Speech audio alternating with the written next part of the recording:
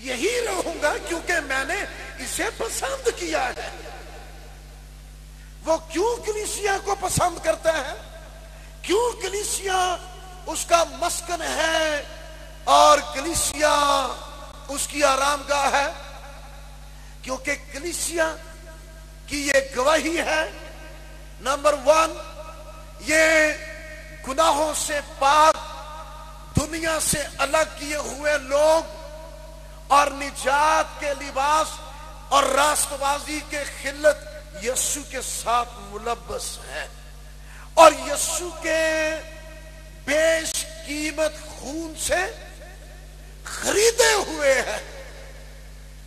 سو خدا آج اس پوری دنیا میں اگر کسی مقام کو اپنی آرام گاہ کہتا ہے تو وہ امریکہ نہیں، کینیڈا نہیں، دنیا اس طرح سے دوڑتی پھر رہی ہے کہ وہاں بہتر ہے، وہاں بہتر ہے۔ اس میں کوئی برائی نہیں ہے، جائیں، لیکن اس سوچ یا اس کانسیپٹ کے ساتھ کہ وہاں ہم پرسکون ہوں گے، نہیں۔ دنیا نے تو یہاں تک بھی کوشش کی ہے کہ وہ زمین کے مدار سے نکل کر آسمان پر سیاروں کے اندر چلے جائیں، اور سیاروں میں پلاٹنگ شروع ہو گئی۔ یاد ہے کسی کو؟ چاند میں چلے گئے اور چاند کے اندر پلاٹنگ، لیکن وہاں بھی آرام نہیں ہوگا۔ لکھا ہے یہ حرارت کی شدت سے کیا ہوگا؟ ہاں اجرام فلک، یہ سارے ستارے سیارے یہ ایک وقت آنا ہے، یہ پگھل جائیں گے، پھر لوگ اوپر سے کلا بازیاں کھاتے ہوئے نیچے ہی آئیں گے۔ پر ایک ایسا شہر، ایسا مسکن ہے جس میں خدا رہتا ہے، ساری دنیا تباہ ہو جائے گی پر اس کو خدا اٹھا لے جائے گا اور آسمانوں پر جائے گا۔ وہ کیا ہے؟ اس لیے کبھی بھی کلیسیا کی اہمیت کو نہ کھونا، کبھی بھی کلیسیا رفاقت کو نہ بھولے۔ آمین۔ کلیسیا کو موسٹ امپورٹنٹ جانے، اس کی رفاقت کو، اس شراکت کو، اس میں تعلیم پانے کو، مل کر ستائش اور پرستش کرنے کو، کیونکہ کلیسیا ہی ہے جو مسیح کا بدن ہے۔ آمین۔ اور خدا باپ مسیح کے بدن کے اندر آرام پاتا ہے۔ ہاللیلویا۔ وہ اس لیے آرام پاتا ہے کیونکہ یہ اس کے کلمے کا بدن ہے۔ ہاللیلویا۔ اس کے بیٹے کا بدن ہے اور وہ اس بدن کا سر ہے۔ اس لیے وہ کہتا ہے میں یہی رہوں گا۔ اور آپ کہاں رہیں گے؟ آپ جہاں بھی ہو، لکھا مبارک ہیں وہ جن کے دل میں سیون کی شاہراہیں ہیں۔ ہاللیلویا۔ یہ یاد رکھنا، آپ ملک سے باہر ہو، آپ شہر سے باہر ہو، کہیں بھی ہو، لیکن آپ کے دل میں کلیسیائی ویژن، کلیسیائی رویا کبھی بھی ماند نہیں پڑے، کبھی نہیں۔ اس کے لیے تو یہاں تک لکھا ہے اگر میں تجھے بھولوں، 137 میں نا، اگر میں تجھے بھولوں تو میرا دینا ہاتھ اپنا ہنر بھول جائے، کیونکہ ہنر دیاں برکتاں تے برکتاں اتھوں ہی جاری ہوندیاں نے، یہاں سے شروع ہوتی ہیں۔ لوگ اپنے گھروں سے آتے ہیں اور خدا کے گھر میں آ کر کلام قبول کر کے راست باز ٹھہر کر اپنے گھر کو جاتے ہیں. راست بازی یہاں سے شروع ہوتی ہے. آمین. برکت یہاں سے شروع ہوتی ہے.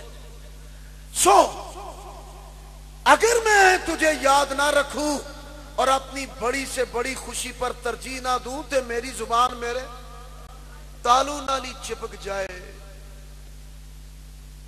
بولنا ہی نہ میں بڑی سے بڑی خوشی پر ترجیح نہ دوں. مت آخو آج اوور ٹائم سیتے پھرو. نہیں, آزمائشیں ٹیمپٹیشنز تو آئیں گی, بالخصوص باقی سارے ٹائم پہ لاؤ, لیکن جس دن کلیسیائی صورت میں یہوہ خدا کے حضور خدا کے برے کی ستائش اور خدا سے تعلیم یافتہ ہونے کا وقت ہے, اس کو کبھی نہ کھو دیں. آمین. یہاں سے پھر سلسلہ شروع ہوتا ہے کہ تو مسکن میں آ, اور کیسے آ؟ تو اور تیری قدرت کا صندوق. تو اور تیری قدرت کا صندوق. یہ صندوق کیا ہے؟ کسی کو معلوم ہو کون سا صندوق؟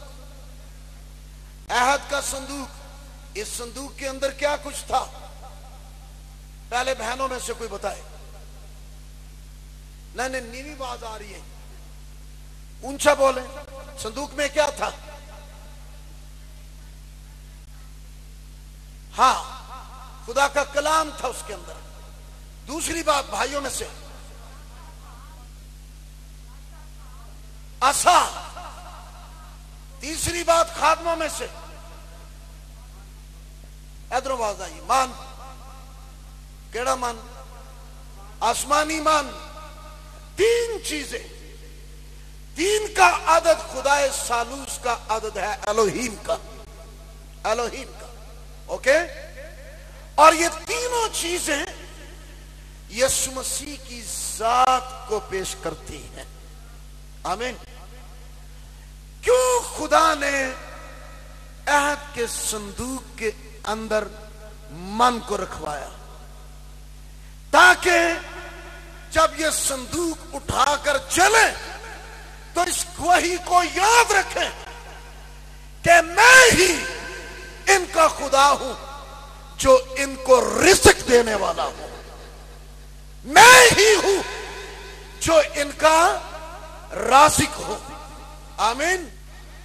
یہ یاد رہے ان کو کہ میں ہی خدا ہوں جو ان کا مہیا کرنے والا ہوں, کیونکہ خدا نے ان کو کھانا کھلایا تھا.